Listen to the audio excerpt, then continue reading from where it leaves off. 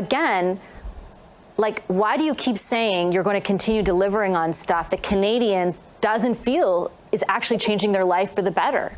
Now, there's been a lot of news since Jagmeet Singh tore up his agreement with Justin Trudeau. But you know who else is in the hot seat? Liberal Karina Gould. She's just coming back from her time off with having a baby. So she's back to being the House leader. And she gets absolutely destroyed by Vassy Kapelos. But before we go into that, we've got a little bit of a scandal here with Jagmeet. So let's just check out this quick clip first. So Jagmeet's video had a stock image of a Russian couple in his Canadian video, him tearing up the agreement, all that stuff. It's pretty funny. They're getting roasted for it because they accuse the Conservatives of the exact same thing. The federal NDP is facing questions after it was revealed the party used a stock image from Russia in a recent video, weeks after criticizing the Conservatives for doing the same. Today, I notified the Prime Minister that I've ripped up the supply and confidence agreement. Canadians are fighting it back. On Wednesday, NDP leader Jagmeet Singh announced in a video message he was pulling out of the deal to keep the Liberals in power. The video briefly flashes to stock images of two seniors sitting at a table looking at their laptops. The Canadian press independently verified that the video had originated from Russia and that a Russian university website lists the seniors as faculty members. The NDP released a statement saying the party obtained the image from a North American stock image service and that nowhere did the service mention where the video was taken. It added, quote, "We'll take better care in the future." This is just goofy. Do they not have a photo of actual Canadians? They have to use these Russian people in the video. Come on, they don't have anything. So Jagmeet was grilled about this out in the park here as well. And he did mention when he created this video. We can give you the exact date on when the video was made. It was about 2 weeks ago, and there's an image that was raised, a question was raised. Yeah, so 2 weeks ago is when they decided. Interesting. So you go back 2 weeks. That puts us at about the third week of August is when they decided it was time to rip it up. Interesting. So they've been kind of planning this now. I guess they had that in their back pocket and waited to the exact moment. There's been some people doing the math on when the first confidence vote can be held. So it seems like December 12th, around there. It says once that confidence vote doesn't pass, then they'll be up to, well, I think it was like 53 days to when the election will be held, which works out perfectly past February 1st for Jagmeet's pension. So I don't know, stay tuned. Next up, we got this vile snake, Karina Gould. She's back to being the House leader. She gets absolutely destroyed by Vassy Kapelos. Last week I was covering your cabinet in Halifax, the retreat in Halifax, and I remember very distinctly you said at the time you were confident, that's a quote, that your agreement with the NDP was a good and strong one, and quote, we'll get to the end of June. Do I assume from those comments you did not see this coming? That is correct. I'm quite surprised today. So tell me a little bit more about that. How did you find out? And I'm asking, like, not many Canadians would know this, but you would have a more, a closer relationship with your counterpart in the NDP than, for example, a lot of other people who have roles in government or in cabinet. Was this never conveyed to you throughout the summer? No, not once. No, I mean, I was very, honest and clear and confident last week because as far as I'm concerned, we've had a very productive working relationship over the last 3 years and have been able to deliver quite substantial programs for Canadians. Of course, there's always points of disagreement, and that was always contemplated within the SACA. But I found out at the same time as other Canadians today, mostly on Twitter, fake smile, and she's so fake. She smiles through uncomfortable questions or uncomfortable feelings. It's just one of these phony fake smilers. It was quite surprising, and I think a very, if I'm being honest, an odd way for the NDP to do it, and also odd in terms of deciding to end the agreement. I mean, Mr. Singh said in his video that he's been more successful than he ever has, so now it's time to stop being successful in delivering for Canadians. And I also just find it kind of illogical or strange that, that he said he's going to stand up to Mr. Poilievre, but Mr. Poilievre last week asked him to do exactly that, and he's complying almost immediately. So the people in the NDP whom I spoke with said that that decision was made in advance of the press conference, that the video was even taped in advance, and that essentially it was your government's actions throughout the lockout and the events with CN that cemented the decision for them. And you could hear him speak to that a little bit in the video. Let's just go back a bit and take a look at that timeline. Just looking at the report on my other screen, they basically got the order, the arbitration, to go back to work the CN rail on August 24th. And so 2 weeks ago makes it August 23rd. So was it that? I mean, is that what they're using as their reason why? I mean, at some point they had to break away from the Liberals, but I guess they're sticking with that. When he talked about basically that he accused your government of being too beholden to corporate interests to fight for people. Is there not merit to the NDP in deciding that they are firmly on the side of workers, deciding against your government on that, and ultimately continuing to prop it up in a formal agreement? Pardon me. Well, look, there was always space in the SACA for disagreement. I mean, that was actually what the Supply and Confidence Agreement was about. It was to work together on areas of agreement and to have the space to disagree where we disagreed. For him to say that he's in support of workers, given what happened over the past couple of weeks, if those rail strikes had gone ahead, we would have seen massive layoffs in other industries and workers affected, and not to mention everyday Canadians who would have seen the economy ground to a halt. So it was a very important and responsible decision that we took. But I do find the timing of it odd. And politics is more of an art than a science. And if he really wants to stand up to Poilievre, doing exactly what he's asking is maybe not the best way to go about it. That's the only thing I'm going to agree with Karina Gould on. I mean, the timing, Jagmeet should have just waited another 2 weeks or something, because it just looks like he's just bowing to Poilievre. But again, I take your point on the breadth of the impact on the rest of the economy. The workers in those incidents the whole thing as it unfolded did have a very specific set of concerns that ultimately your government decided to force arbitration on. Can you see how they would interpret that as a move that was anti those workers in particular? Well, I think what's important is there has been a lot of bargaining at the table. But at the same time, we have to look out for the entire Canadian economy and for Canadians overall. And that's what our government has done since we've been elected in 2015, is always put Canada and Canadians first. Like the Canadians sleeping in tents right now? Like the Canadians, I saw there was a couple of Canadians had signs up in front of their tents saying they're begging for work. They just want to work. They want to make money. That's what you guys have done. It's disappointing that Mr. Singh is deciding right now that he's putting himself and his own political interests, or what he thinks is a benefit to him politically first, and putting at risk, the really important programs that Canadians have come to rely on that we know.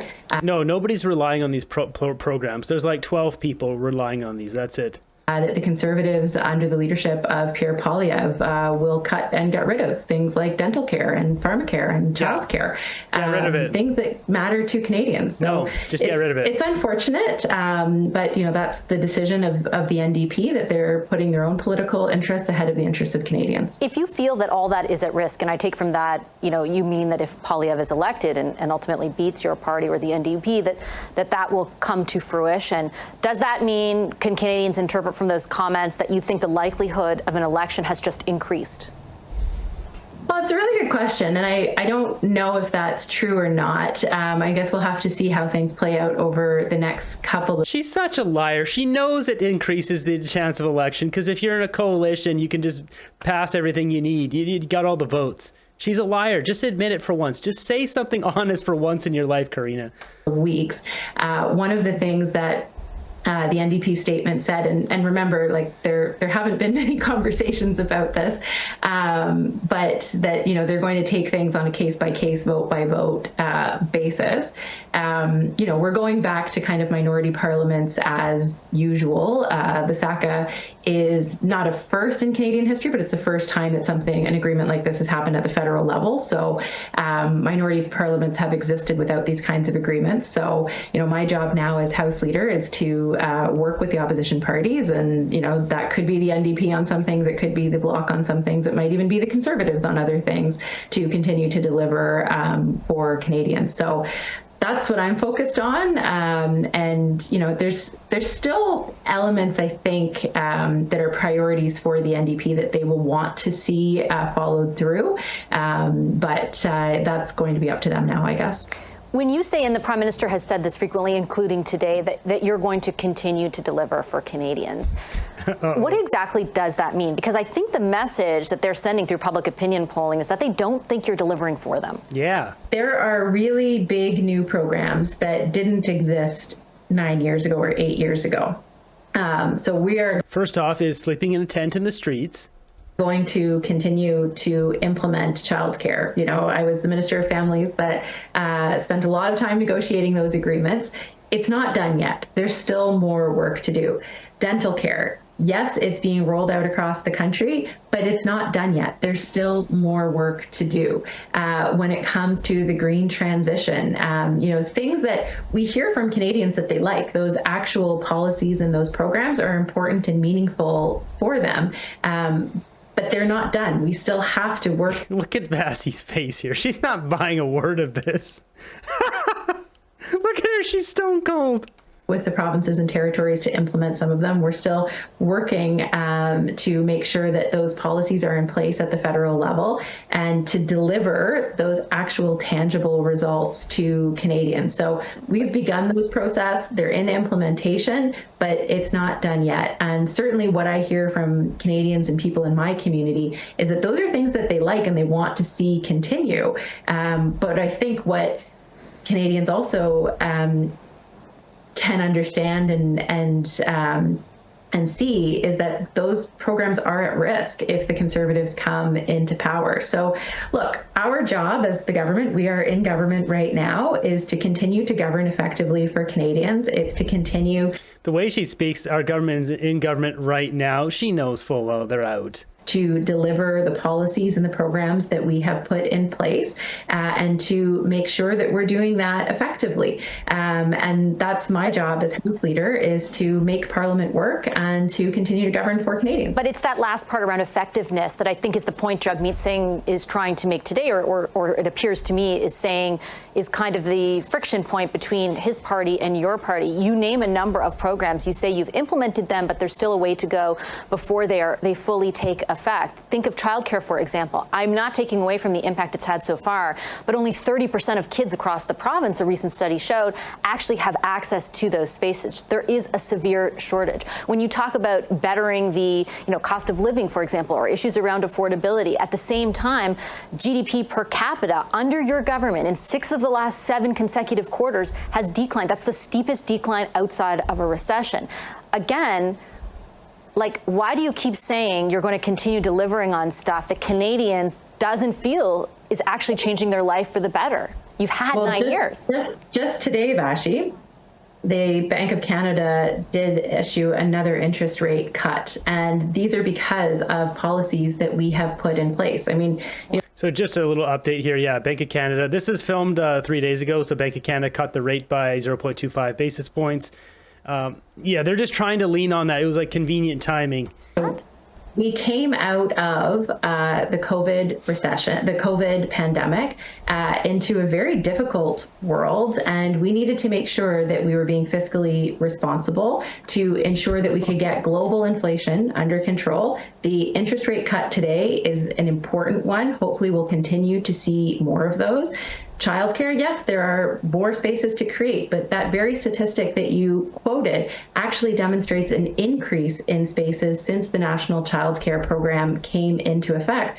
And just today, the Prime Minister was in Newfoundland announcing the very first agreement for a national school food policy. So these are things that are... I've already pointed out multiple times, most provinces across Canada already have school food programs. Justin Trudeau just wants to come in and scoop up a bunch of them, put them under an umbrella and take credit for them as the narcissist that he is. That is all that is happening there.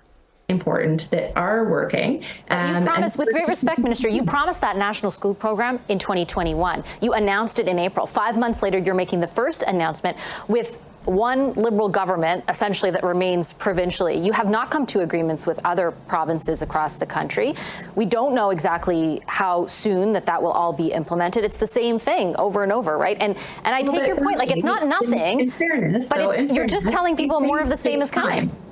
But it's a big mess too, because those are already provincially done. So now how do they transfer them federal? Like, it's a big mess for them. That's why they're having to do that. They have to work with Liberal governments to try to convert those over first, and then become a national program. In fairness, these things take time. But right? you've had 9 years. It was 50 years of advocacy for childcare before we were able to get a national program in place. And now, real, tangible, 50% fee reduction across the board. Almost more than half of the provinces and territories have reached $10 a day. We have seen thousands of new spaces come online. These are real things. Dental care. There are... I've already pointed this out in the last video. Those programs are not available hardly anywhere. They're all full. The wait lists are 5-6 years long. People can't get their kids in there. Most of us are paying for a select, very few people who get to have $10 a day childcare. It'd be one thing if they prioritize like whoever is the poorest, but I don't think that's how the program works. Hundreds of thousands of people who have now accessed dental care that didn't a year ago. So these are real things. School food, we announced it in the budget, and now the first agreement has been signed. Constructive conversations are going on with provinces across the country. So these are good things that are making a positive difference in people's lives, and those are the things that we're going to continue to do. That dental program too, people are just getting absolutely shocked with sticker shock when they go there and find out it's not free, and they actually have to pay a lot of money a lot of the time. People think it's going to be all paid for, and it's like, oh no, there's a bill for $500 that you weren't expecting. Mr. Singh, to say that he's been so successful in getting things done because we've had a productive agreement, but now it's time to rip that up because he thinks it'll improve his own political fortune. It's not about Canadians. It is about his own political fortune, because if he... What is Justin Trudeau doing the entire time? Come on, Karina. Wanted to see these things through, we would still be in the supply and confidence agreement. But he is thinking right now that this is about him and the NDP's political fortune. It's not about Canadians. My job, the job of the Liberal government right now, and what we are focused on is delivering for Canadians. We're going to do that. As Mr. Poilievre and Mr. Singh focus on their own political fortunes, we're going to do the job of governing for Canadians. I'm out of time. I'm going to leave it there. I appreciate it. Yeah, she wanted to say more. You could see it on her face. She had a lot more to say to that. This lying snake just lying through her teeth as she always does. Jumping over to my group here, let's see what memes we've got today. Trudeau downplayed potential for East Coast LNG despite global affairs touting benefits. 2 months before Prime Minister Justin Trudeau said there'd never been a strong case to build LNG facilities on Canada's East Coast, the country's Foreign Affairs Department was touting the potential of that very sector and highlighting opportunities to increase natural gas exports to Europe, according to a document obtained by The Logic. So this is a pretty long article here, but yeah, basically Trudeau just fumbled the ball again. That's all he does. He fumbles everything in this country. Western producers export gas to markets around Chicago and St. Louis every day, but proposals to build similar pipeline connections to Eastern Canada have run aground. Quebec and Ottawa both rejected the $14 billion GNL Quebec project and the proposed 780-kilometer pipeline that would have connected the terminal to TC Energy's Canadian Mainline, the country's main artery for west-east gas shipments in 2021 and 2022. It isn't rocket science. See, nobody cares. Now we have a problem. Could you imagine looking at this guy and thinking we should put him in charge of the country? I wouldn't hire him to clean my toilet. Just after the bad breakup with Jagmeet, we've got Justin Trudeau. I saw this on X. I think she's some celebrity from India, I think. In 2021, Volvo promised that they would only sell electric vehicles by 2030. Earlier this week, less than 4 years later, Volvo announced they're abandoning the project due to lack of demand. That is interesting. Really, I think it's time for these car makers to think about a hybrid unit where it's a normal gas car or diesel or whatever, but then put some batteries in there, like less batteries, but there's some backup power, and you can use that to charge all sorts of things in your vehicle. And they have those already, right? Some of them, like a Audi A4 or whatever it is, it has like a small battery you can drive every day, and then once you run out of power, then you can drive off of your gas engine, something like that. But I'd love to see more like van life type vehicles that you can run power and live in your vehicle, or you can van life out of it. That would be nice. Maybe you have a solar panel on the roof that charges part of that car if you're parked for 3 or 4 days or 5 days or a week, and then you get some of that charge back, you get some free driving. I don't know. When all you want is a family doctor in a home, the best I can do is stumbling juice in the corner store. Here we've got Doug Ford with some stumbling juice. He's buying it at a Circle K or 7-Eleven. Circle K. First purchase. I don't know if this should be a big priority, but I guess that's what he did. I did that. Yeah, no kidding. So we got this article here from the Toronto Star. Justin Trudeau draws in Mark Carney as Liberal MPs gather to consider the coming election. Carney's not touching it. We saw that greasy smile when he's asked about Prime Minister, like little creepy Count Chocula. He was getting all hot and bothered just by the idea of being Prime Minister. But he knows if he goes anywhere near Justin Trudeau and this filthy stank that's all over him, he's going to get it on him, and he won't be able to even have a chance to gain support. The Liberal Party is one of those houses that's built on sticks right on the edge of the ocean, and then the ocean came in and washed out all the land, and it's still standing there, but it's just barely standing there. That's what they're like right now. And Carney knows not to go in that house. He needs to build a new house on the side of the shore where there's actually land. So that's what's going on here. He's not going to touch this. I don't think he's going to he doesn't want to be on camera with Justin Trudeau. I bet he doesn't want to be seen with him. I think he's going to stay far away from him because he knows it hurts his chances. He has that same thirst for power that Trudeau has, and he's a smart guy. Wait until after the election, then I bet he'll make his move. Liberals plus NDP are like this. First, they push you into the difficulty. Then they act like only they can help you. Yeah, no kidding. They create the problem and then they're the solution. So long, sucker. How about a donut? Can I get you a donut? Just know that the ones telling you to give up everything won't be giving up anything. Exactly. Vassy's on a bit of a rampage, tearing down these corrupt politicians one by one. First it was Jagmeet, then it was Karina. Who's next? What we're going to have to watch for now is, what is the Liberals' next move after Jagmeet is torn up that agreement? How are they going to retaliate? How are they going to come back? Because essentially, they're at bottom of the barrel now. A lot of polls put them at 4th place, behind the Bloc and the NDP and the Conservatives. 4th place. That's dangerously close to getting passed by the Green Party. In some ridings, some locations, the Liberals are not going to just sit there and take it. They're the ones in control. They have no problem, unleashing any amount of scandals. What is their next move?